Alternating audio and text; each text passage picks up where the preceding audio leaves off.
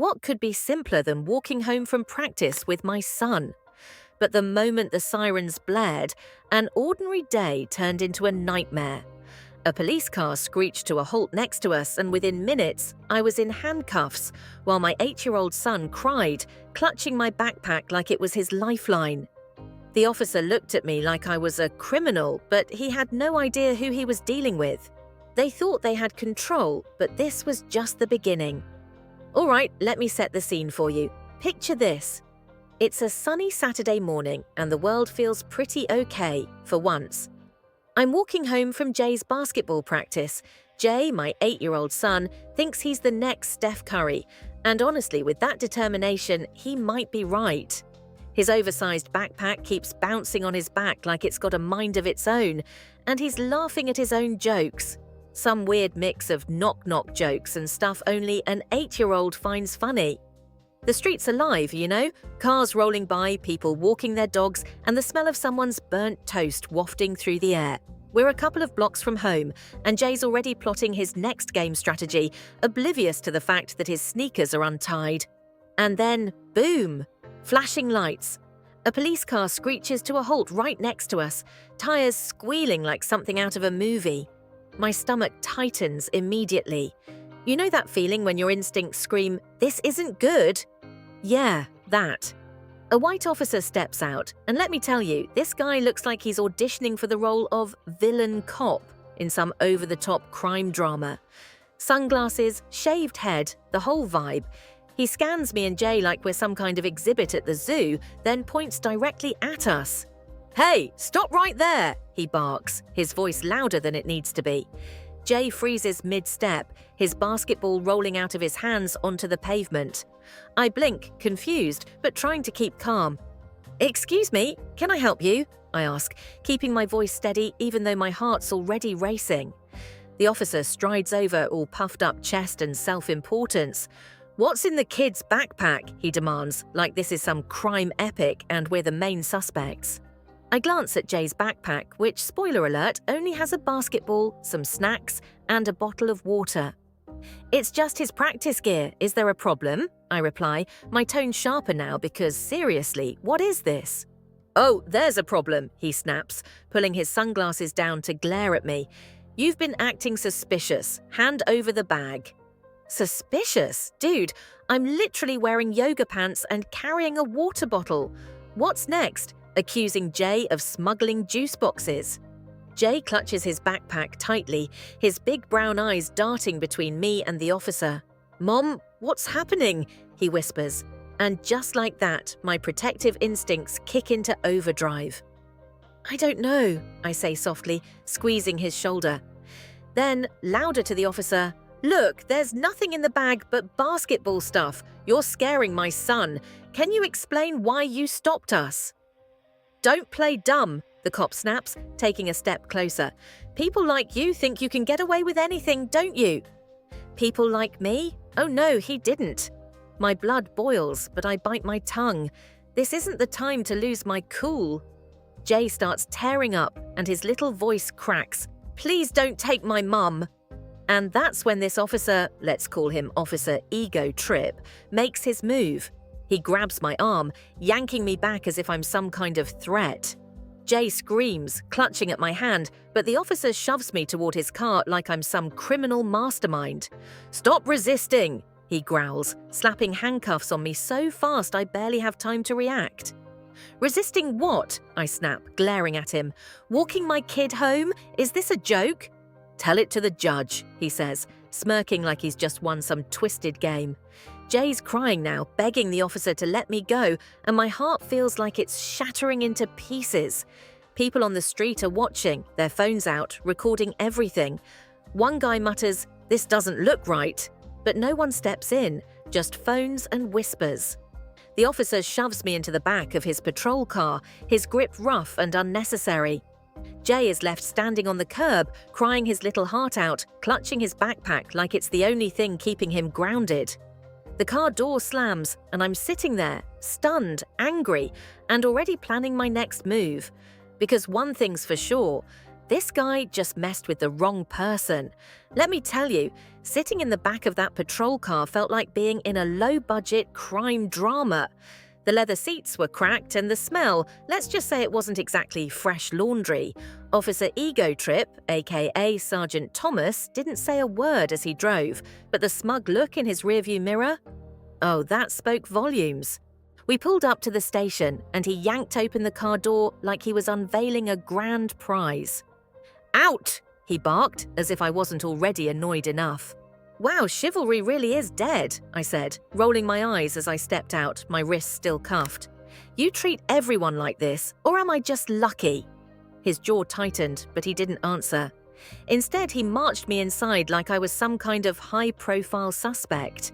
The station was buzzing with activity, officers on phones, others typing away at their desks.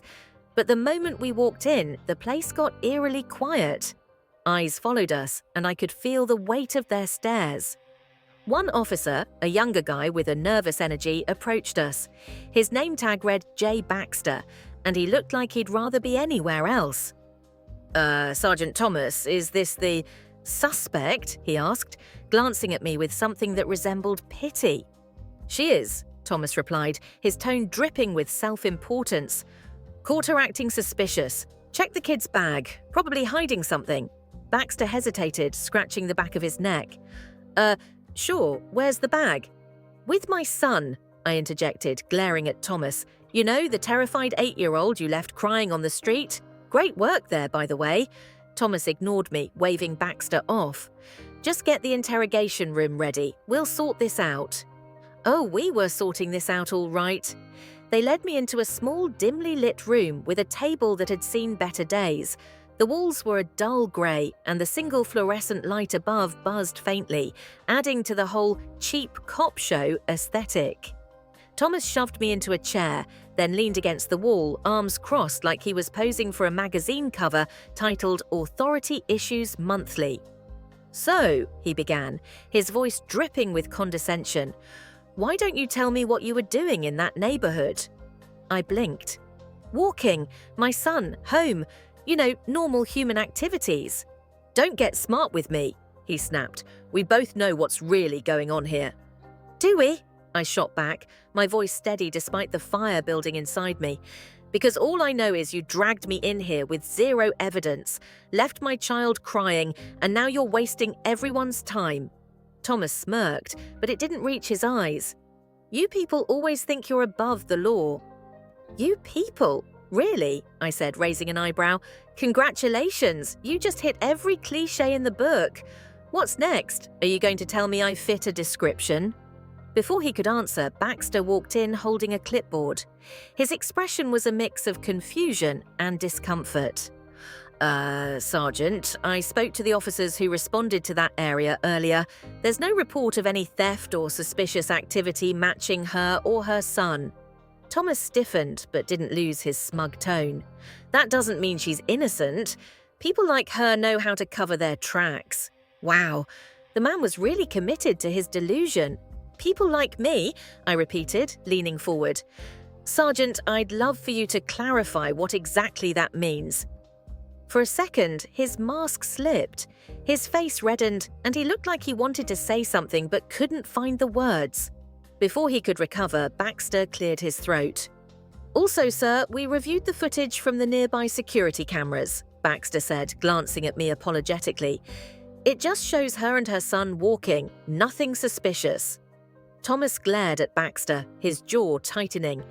"Footage can be incomplete. Maybe we missed something. Or," I interjected, "maybe you missed the part where I'm innocent. Just a thought." The door swung open again, and in walked a man in a suit that practically screamed, "I'm in charge." He had an air of authority that made even Thomas flinch. The name tag on his badge read Senior Prosecutor Harold Green. "Sergeant Thomas," Green said, his voice cold and sharp. "What's the meaning of this?"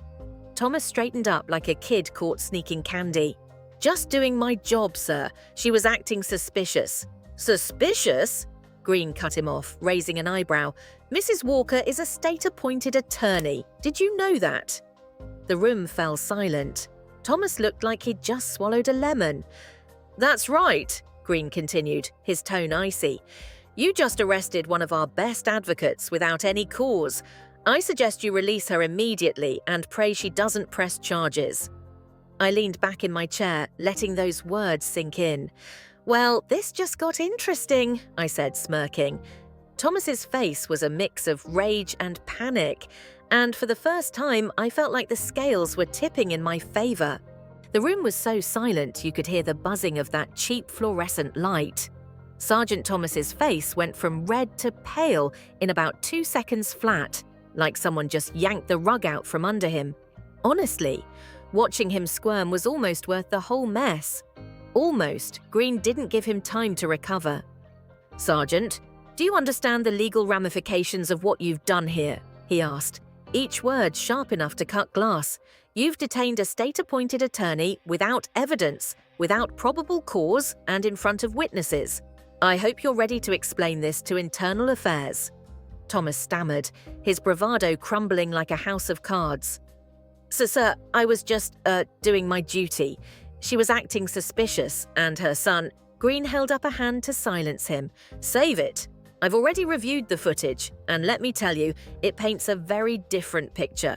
What I see is a mother and her son being harassed for no reason." At this point, I was sitting back in my chair, arms crossed, just soaking it all in. I didn't even need to say anything. Green was handling it like a pro, but that didn't stop me from adding a little fuel to the fire. "Sergeant," I said, tilting my head with a mock-curious expression, "what exactly was your plan here? Drag me into the station, humiliate me, and hope no one noticed? Because judging by the number of cameras outside, I'd say the world is already paying attention." Thomas glared at me, but his usual arrogance was nowhere to be found. Instead, he looked more like someone trying to figure out how to dig himself out of a very deep hole. Green turned to Baxter, who had been standing awkwardly in the corner like he wanted to disappear.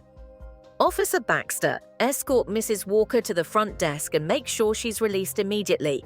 Then file a report on everything that happened here, every detail." Baxter nodded quickly, his face flushed. Yes, sir, right away." Thomas opened his mouth to protest, but Green shot him a look that could freeze water. "Don't even think about it, Sergeant." As Baxter led me out of the interrogation room, I couldn't help but glance back at Thomas. His expression was priceless, a mix of anger, embarrassment, and pure panic. I wanted to savor it, but there was someone more important waiting for me. Jay was sitting on a bench near the front desk, his small frame hunched over as he clutched his backpack like it was a life raft. His eyes were red, his cheeks streaked with tears, and the sight of him hit me like a punch to the gut. "Mom!" he cried the moment he saw me. He ran toward me, throwing his arms around my waist, and I hugged him like I'd never let go. "I'm here, baby," I said softly, running my fingers through his hair. "It's okay, I'm here."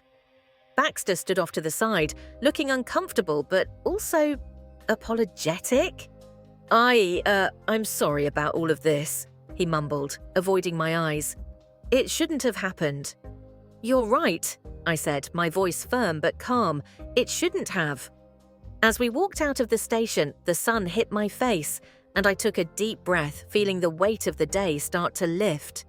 But I wasn't done yet, not by a long shot. The fallout was swift and brutal. Within 24 hours, the video of my arrest, captured by at least 3 bystanders, was trending online. The public outrage was immediate. People were calling for accountability, and the media picked up the story like it was the scoop of the century. "State attorney harassed by officer, justice or prejudice," read one headline. Another simply said, "The power of the people, how a viral video sparked change." Thomas was placed on administrative leave pending an investigation, and word on the street was that his career wouldn't recover. Meanwhile, Green reached out personally to ensure I was okay and to let me know that the department was reviewing its practices. It wasn't a perfect resolution, but it was a start. And me? I wasn't just going to let this slide. That night, after Jay was asleep, I sat at my desk and started drafting a formal complaint. This wasn't just about me, it was about making sure this didn't happen to anyone else. As I typed, I couldn't help but think about Thomas's face when Green walked into that room. If nothing else, at least I knew one thing for sure. Sometimes the tables really do turn. And when they do? Oh, it's a sight to behold. How would you have handled this situation if you were in their shoes? Do you think the outcome was fair? Share your thoughts and experiences. Have you or someone you know ever faced something similar? Let's start a meaningful conversation in the comments. Don't forget to like and share this story if it resonated with you. This story was created to shed light on an important issue and inspire change. Together, we can make the world a better place. Your voice matters. Let it be heard.